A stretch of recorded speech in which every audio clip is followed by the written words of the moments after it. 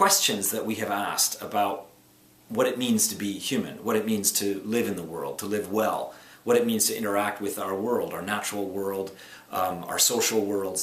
These are questions that have been asked for a very long time, and they've changed as society has changed, but in some ways they've also stayed the same in some really important ways. And science has been an institution, especially a modern institution, that has become very, very powerful, very authoritative for us in terms of asking questions and giving answers and giving us guidance.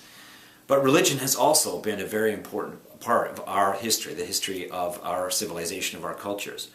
And looking at the way in which those two narratives or those two authoritative sources have spoken to one another, sometimes against one another, sometimes in a fierce battle, but sometimes very much agreeing.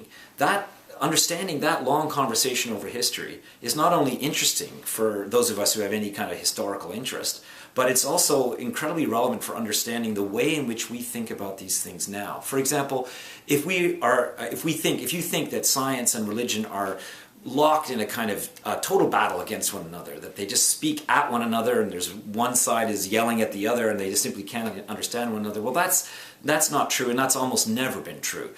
Usually they've actually been in some kind of conversation that involved, finding common ground. Well, unfortunately, a lot of people think that they are locked in a kind of battle. And so studying this helps us unpack some of our kind of not-so-educated assumptions about those two ways of thinking about the world.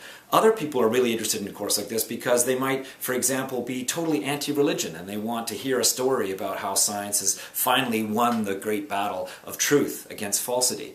Other folks are interested in because they've got a kind of personal religious conviction, and they want to figure out how to connect their scientific side with their religious side. Well, this is a course that basically looks at that long conversation and helps us think about the ways in which science and religion have together thought about the questions that matter most to us.